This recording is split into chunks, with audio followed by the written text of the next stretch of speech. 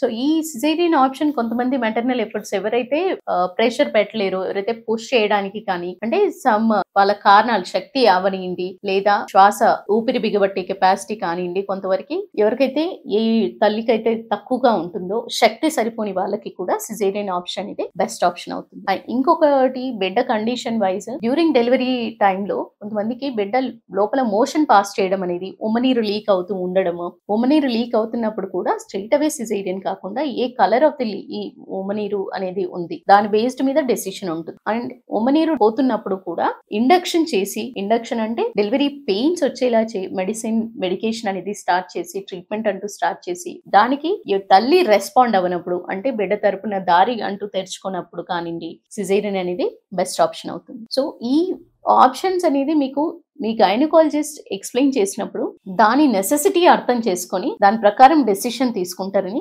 ఆశిస్తున్నాను. అలా కాకుండా మీరు ప్రొలాంగ్డ్ అవుతున్నా మాకు నార్మలే కావాలి అని కూర్చోవడం వల్ల కొన్ని రకాల డెలివరీ తర్వాత జరిగే పరిణామాలు మంచిగా రాకపోవచ్చు. అది బిడ్డ పరంగా కానివ్వండి, డెవలప్మెంటల్ డిలేస్ కానివ్వండి, డిఫెక్ట్స్ రావడం కానివ్వండి, మాల్ఫర్మేషన్స్, ఒక్కోసారి ఇంజురీస్, మదర్ కి ఇంజురీస్ జరగడం కానీ ఇవి ఈ రకమైన పోస్ట్ పార్టమ్ చాలా ఇబ్బంది పడతారు. సో ఇవన్నీ జరగకుండా మీరు మీ గైనకాలజిస్ట్ తో కూర్చొని డిస్కస్ చేసి డెసిషన్ తీసుకుంటే చాలా హెల్ప్ అవుతుంది.